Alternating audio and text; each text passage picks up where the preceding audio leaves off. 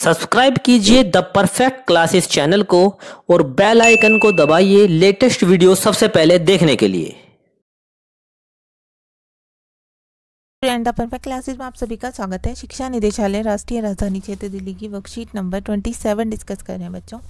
Class 7 की worksheet है, विषय है विज्ञान। 22 जनवरी 2021 की वर्कशीट है, टॉपिक है प्रकाश।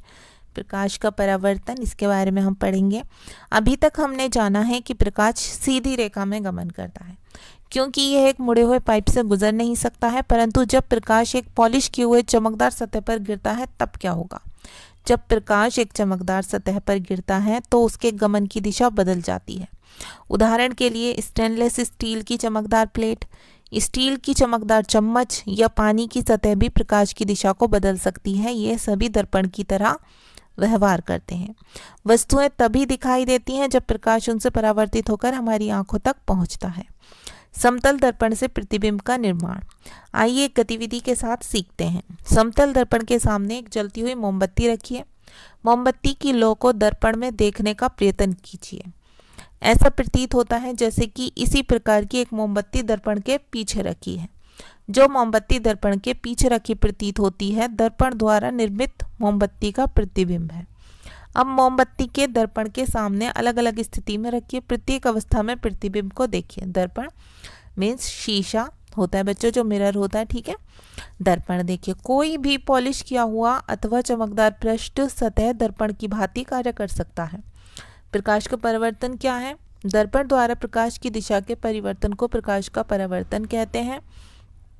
समतल दर्पण में प्रतिबिंब दर्पण के पीछे बनता है। ये सीधा होता है, वस्तु के साइज के समान होता है तथा ये दर्पण से उतनी ही दूरी पर पीछे होता है जितना कि वस्तु दर्पण के सामने है। अब क्वेश्चन आंसर है अभ्यास के लिए।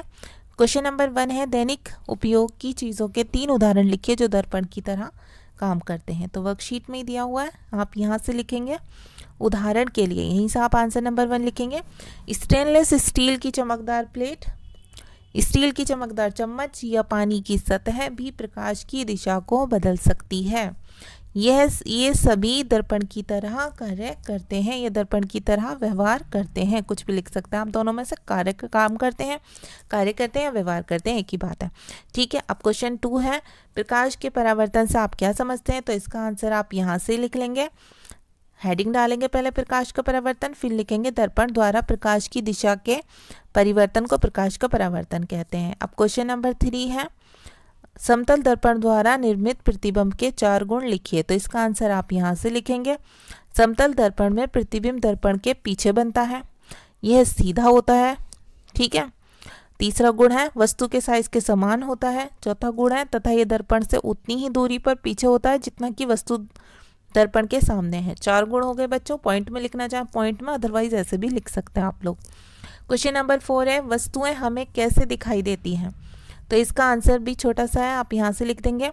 वस्तुएं तभी दिखाई देती हैं जब प्रकाश उनसे परावर्तित होकर हमारी आंखों तक पहुँचता है, ठीक है। आपकी वर्कशीट सॉल्व हो गई है स्टूडेंट्स। अगर आपको मेरी वीडियो पसंद आई है तो प्लीज़ मेरी वीडियो को लाइक कीजिए, शेयर कीजिए, हमारे चैनल को सब्सक्राइब कर दीजिए। Thanks for watching.